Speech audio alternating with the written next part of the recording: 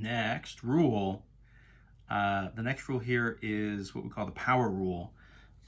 This is, again, the power rule for exponents. If you've ever done any calculus, product rule, quotient rule, power rule, these are all names of rules in calculus also. So we have to specify a little bit. These are the exponent rules, not the calculus rules. So just something to be aware of. In any event, the power rule, so this is essentially exponents stacked on other exponents. So if you have a to the m and then the whole thing is raised to the n, what's going to happen is you're going to get a to the m times n. So you kind of stack these exponents up, and what you end up with then is a to the product of the two powers. So that's, in theory, kind of what you might have thought at first you would get when we had the product rule set up, right? But instead, in that instance, we had addition. In this case, now we're getting multiplication. So, like, what would this look like in practice? Well, this would be something like, okay, so I've got, y cubed, and then it's like raised to the 5, right? So powers on powers. So all that's going to mean is y to the 3 times 5, which would be y to the 15, and we're good to go.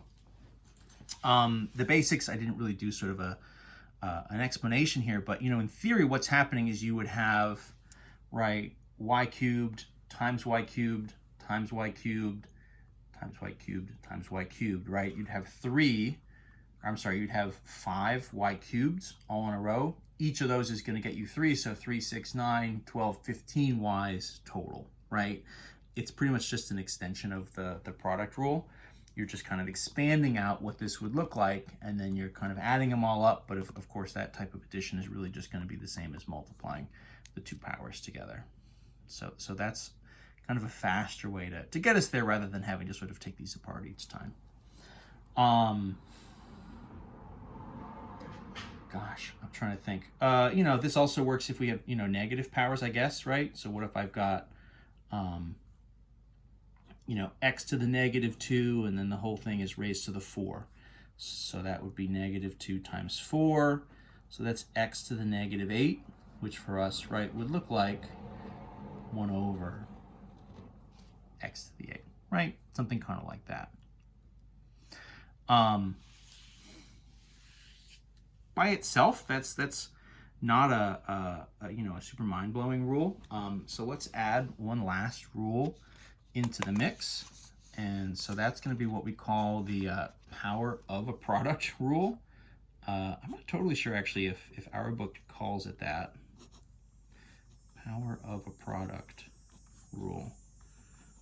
Honestly, that name is so clunky, you're probably never going to want to call it that anyway.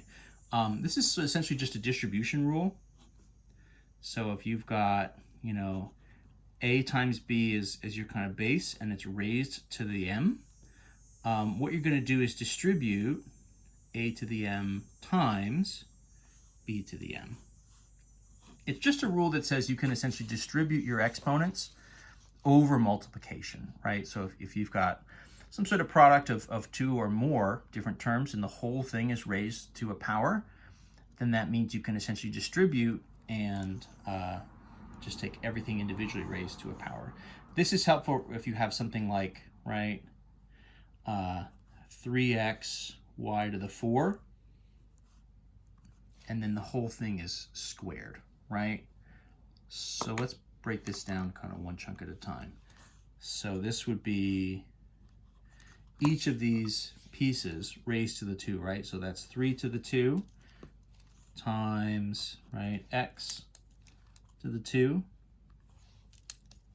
times y to the 4, right, kind of quantity squared, right? And so this actually means we're sort of putting some of the old rules, right? We're actually sort of using this power rule here to help us simplify what this situation is. So 3 squared is 9, x squared, right, is x squared, and then y to the 4 to the 2 will be y to the 4 times 2 is going to end up as y to the 8.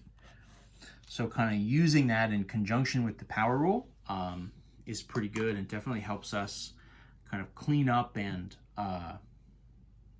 simplify some of these expressions. I'm going to pause this video here. I'm going to do one last video where we just kind of run down a few different examples of using all these rules together to simplify different terms and simplify different exponential expressions.